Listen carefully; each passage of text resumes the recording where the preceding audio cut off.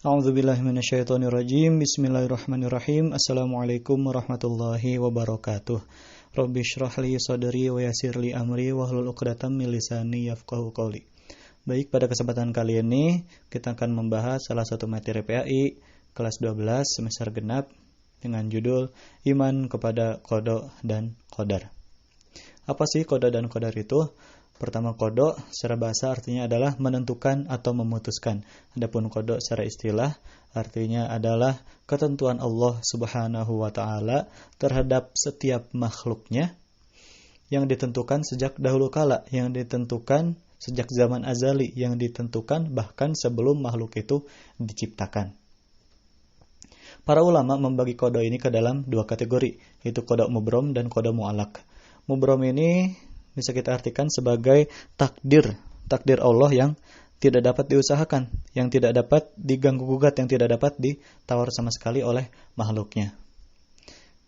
Sedangkan qada mu'allaq adalah takdir Allah yang erat kaitannya dengan ikhtiar, dengan usaha manusia. Jadi masih bisa diubah dengan doa dan lain sebagainya.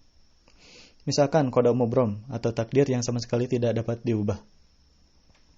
Misalkan seseorang lahir dari si A misalkan. Kan misalkan kita lahir dari ibu kita. Kan kita gak bisa ngatur, kita gak bisa minta ke Allah, ya Allah, misalkan ketika kita masih di alam ruh, ya Allah aku pengen dilahirin dari ibu-ibu orang Eropa misalkan atau orang Timur Tengah, gak bisa. Itu adalah takdir yang tidak bisa dirubah sama sekali oleh makhluk. Sedangkan qada mu'allaq adalah takdir yang erat kaitannya dengan ikhtiar manusia, jadi masih bisa dirubah misalkan dengan doa contohnya. Contohnya, misalkan Allah menakdirkan kepada seseorang bahwa seseorang ini akan tabrakan saat mengendari motor misalkan. Tapi karena orang ini senantiasa berdoa, bahkan sebelum berangkat itu dia berdoa kepada Allah, membaca doa safar dan lain sebagainya, bahkan sholat safar, maka Allah menghilangkan kejadian tersebut. Tabrakannya gak jadi, atau tabrakannya diperkecil dampaknya. Misalkan awalnya Allah menakdirkan bahwa orang ini akan tabrakan dengan mobil. Akan tetapi karena dia senantiasa berdoa kepada Allah, memanjatkan doa bepergian, bahkan salat safar, maka gak jadi nabrak motor, gak jadi nabrak mobil. Akan tetapi misalkan nabrak semut atau nabrak semut sehingga tidak berdampak kepada si orang tersebut. Itu contohnya. Adapun qadar secara bahasa artinya adalah memberi kadar, memberi aturan atau ketentuan. Sedangkan secara istilah, mudahnya kadar adalah ketentuan Allah yang sudah terwujud atau perwujudan dari qada. Jikalau qada tadi adalah ketentuan Allah terhadap setiap makhluk yang sudah ditentukan bahkan sebelum makhluk itu dilahirkan, maka qadar adalah ketentuan tersebut sudah terjadi. Si qada ini sudah terjadi, maka disebut qadar. Seperti itu gampangnya. Lalu apa yang dimaksud dengan iman kepada qada dan qadar? Iman kepada qada dan qadar artinya adalah kita percaya, kita yakin bahwa Allah Subhanahu wa taala telah mengatur seluruh apa-apa atau seluruh apa yang akan terjadi terhadap semua makhluk yang Dia ciptakan. Allah sudah mengatur segalanya. Allah sudah mengatur segalanya tentang makhluk yang Dia ciptakan. Tetapi apakah karena kita beriman kepada qada dan qadar, kita beriman atau kita yakin bahwa Allah sudah menentukan segalanya, lalu kita hanya tinggal berdiam diri saja, kita tinggal menerima apa saja yang akan Allah berikan? Enggak. Allah tetap memerintahkan kepada kita untuk berikhtiar. Karena itu iman kepada qada dan qadar erat kaitannya dengan 4 hal, yaitu takdir, ikhtiar, doa, dan tawakal. Pertama, takdir. Allah Subhanahu wa taala berfirman, "Fa'alhamaha fujuraha wa taqwaha." Dalam Quran surat Asy-Syams ayat 8, "Fa'alhamaha fujuraha wa taqwaha," kata Allah. Kata Allah, "Fa'alhamaha," maka kami memberikan kepada jiwa-jiwa itu fujuraha, jalan kefasikan, wa taqwaha, dan jalan ketakwaan. Jadi Allah memberikan 2 takdir kepada makhluk yang Dia ciptakan. Fujuraha wa taqwaha, jalan kefasikan dan jalan ketakwaan, jalan keburukan dan jalan kebaikan, jalan kesesatan dan jalan yang lurus. Lalu Allah ngasih pilihan atau memberikan kemampuan untuk memilih kepada manusia, apakah manusia ini ingin memilih jalan yang baik ataukah jalan yang buruk, jalan takwa atau jalan fasik. Karena itulah manusia akan dimintai pertanggungjawabannya di hari akhir nanti.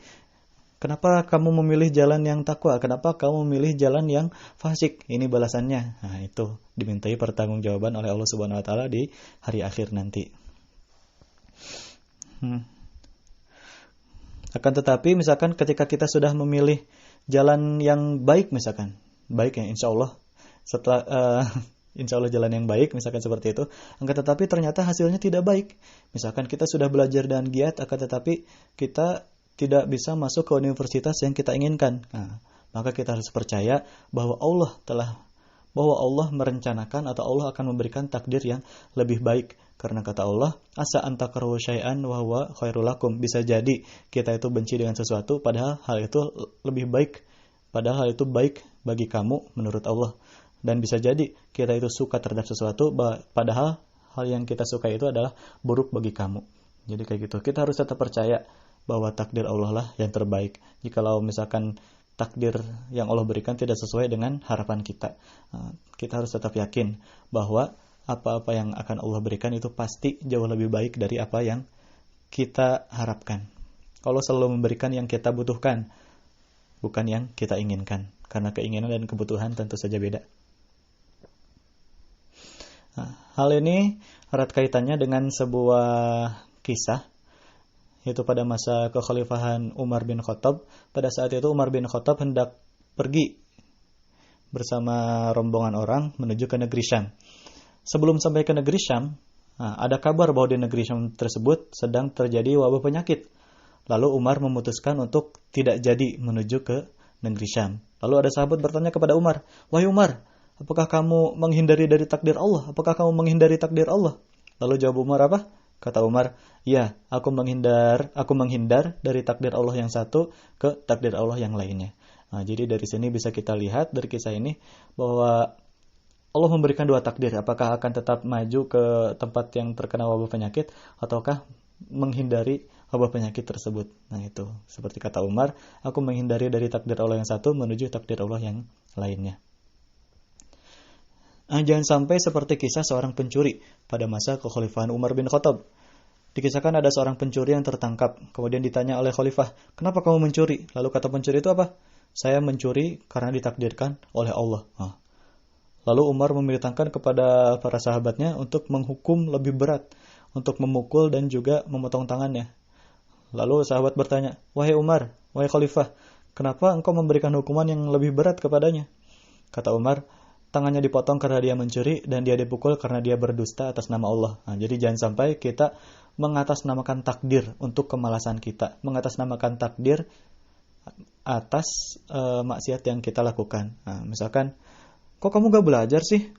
Tenang, udah ditakdirin sama Allah. Kalau kita lulus ujian mah bakalan lulus kok walaupun gak belajar. Gak bisa kayak gitu. Kita harus tetap belajar dulu, baru nanti hasilnya diserahkan kepada Allah. "Kenapa kamu maksiat? Kok kamu zina sih? Kok kamu maling sih? Kok kamu ngerampok sih? Kok kamu ngebegal sih? Aku udah ditakdirin kok sama Allah jadi begal." Misalkan gak bisa kayak gitu. Tidak bisa menjadikan qada dan qadar sebagai alasan untuk kita berbuat maksiat kepada Allah Subhanahu wa taala. Yang kedua, ikhtiar. Allah berfirman, "Innallaha la yughayyiru ma biqaumin hatta yughayyiru ma bi anfusihim." Sungguhnya Allah tidak akan merubah apa-apa yang ada dalam suatu kaum sampai mereka merubah apa-apa yang ada dalam diri mereka sendiri. Jadi Allah gak akan merubah keadaan seseorang dari buruk menjadi baik jika orang tersebut tidak berusaha untuk merubah dirinya dari buruk menjadi baik. Tidak berusaha mengubah apa yang ada dalam dirinya, misalkan hatinya, lalu mengalahkan hawa nafsu, tidak dilakukan, tidak berusaha semaksimal mungkin, maka Allah tidak akan mengeluarkan seseorang itu dari keterpurukan menuju kesuksesan, gak akan. Karena itu kesuksesan kita harus ikhtiar dulu, harus usaha dulu semaksimal mungkin, baru nanti berdoa kepada Allah, tawakalkan hasilnya kepada Allah Subhanahu wa taala. Yang ketiga, doa. Allah berfirman, "Wa idza sa'alaka 'ibadi 'anni fa inni qarib ujibu da'watad da'i idza da'an falyastajibu li wal yu'minu bi la'allahum yarshudun."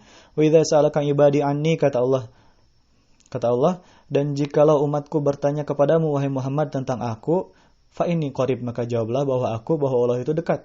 Ujibu da'watad da'i idza da'an. Aku, kata Allah akan mengabulkan permohonan seseorang yang berdoa kepadaku.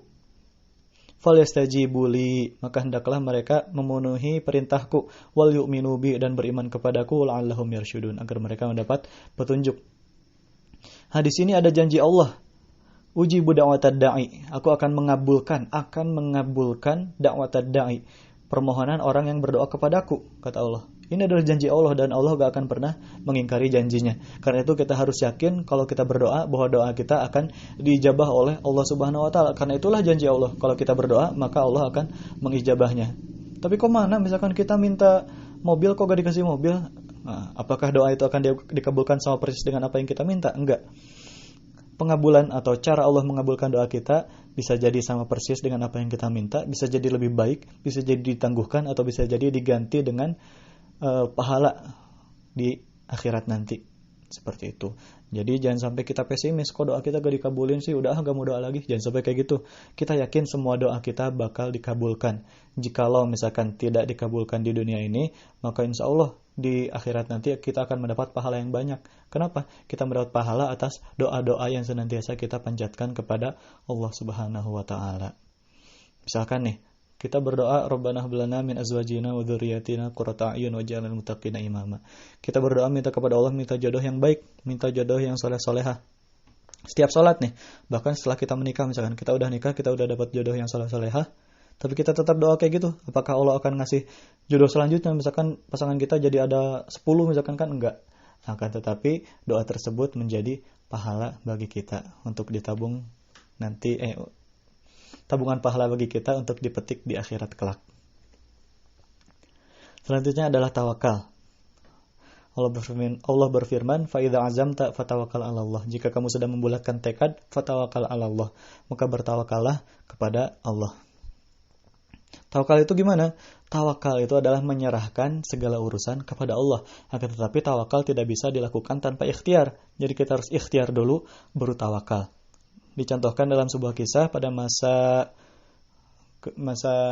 hidup Rasulullah SAW, ada seorang sahabat yang datang ke masjid dengan membawa untanya. Kemudian untanya ditinggalkan di luar tanpa diikat. Lalu Rasul bertanya kepada sahabat tersebut, apakah kamu sudah mengikat untamu? Tidak, kata sahabat, aku tidak mengikat untaku, aku bertawakal kepada Allah. Lalu kata Rasul apa? Ikatlah unta tersebut, baru bertawakal kepada Allah. Jadi maksudnya apa?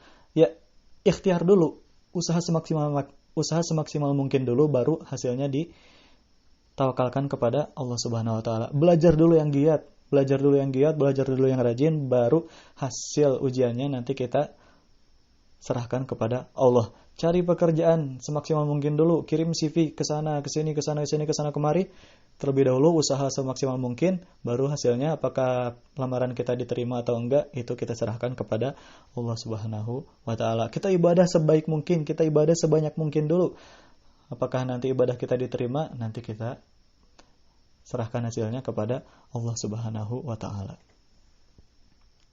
Nah, dari kita mengimani qada dan qadar Allah ini, ada hikmah dan perilaku yang harus kita tunjukkan selaku orang yang mengimani qada dan qadar. Pertama, kita yakin bahwa segala sesuatu yang ada di muka bumi ini akan berjalan sesuai hukum Allah, akan berjalan sesuai sunatullah. Jika belajar pintar, makan kenyang, dan lain sebagainya. Pokoknya kita yakin. Kita harus yakin bahwa semua akan berjalan sesuai sunatullah. Lalu yang kedua, kita juga harus senantiasa berikhtiar. Karena kata Allah, Allah gak akan merubah keadaan suatu kaum dari keburukan menjadi kebaikan jika kaum tersebut tidak mengubah diri mereka sendiri. Maka kita harus berikhtiar semaksimal mungkin, harus berusaha semaksimal mungkin. Kita juga harus yakin bahwa adanya doa itu tidak sia-sia. Kita harus senantiasa berdoa kepada Allah karena kita yakin bahwa doa kita itu tidak sia-sia. Doa kita pasti dikabulkan oleh Allah Subhanahu wa taala. Ikhtiar harus senantiasa beriringan dengan doa. Kenapa? Karena kalau ikhtiar semaksimal mungkin tapi tanpa doa, maka itu adalah sombong. Akan tetapi jika kita hanya berdoa tanpa ikhtiar sama sekali, maka itu adalah omong kosong. Nah, kita juga harus senantiasa menjadi orang yang bersyukur dan bersabar. Bersyukur apabila kita mendapat nikmat, karena kita yakin bahwa nikmat itu datang dari Allah Subhanahu wa taala, dan juga kita harus bersabar atas musibah yang menimpa kita. Yang terakhir, yaitu agar kita jauh dari sifat sombong dan putus asa. Agar kita tidak berlarut-larut dalam putus asa dan juga tidak sombong. Kata Allah, likai la ta'sau ala ma fatakum wa la tafrahu bima atakum. Likai la ta'sau ala ma fatakum, agar kamu tidak berlarut-larut dalam kesedihan atas apa yang hilang darimu. Agar kita tidak sedih terus-menerus atas apa yang hilang dari kita. Misalkan kita kehilangan benda, misalkan kita kehilangan HP, motor, mobil, dan sebagainya, kita tidak berlarut-larut dalam kesedihan. Kenapa? Karena kita yakin bahwa itu sudah takdir Allah. Karena itu adalah barang milik Allah dan diambil oleh pemilik yang hakikinya kembali. Wala tafrahu bima atakum, dan juga tidak terlalu senang, sehingga kesenangan yang terlalu ini menjadi kesombongan. Bima atakum, atas apa yang kamu dapatkan. Misalkan kamu dapat ranking 1 atau dapat juara apa atau dapat prestasi apa, agar kamu tidak terlalu senang sehingga mengakibatkan kesombongan. Karena kita yakin bahwa nikmat tersebut adalah datang dari Allah Subhanahu wa taala. Baik, cukup sekian. Mohon maaf jika ada kesalahan. Semua kesalahan datang dari saya sendiri. Wabillahi taufiq wal hidayah. Wallahu muwaffiq ila aqwamit thoriq. Wassalamualaikum warahmatullahi wabarakatuh.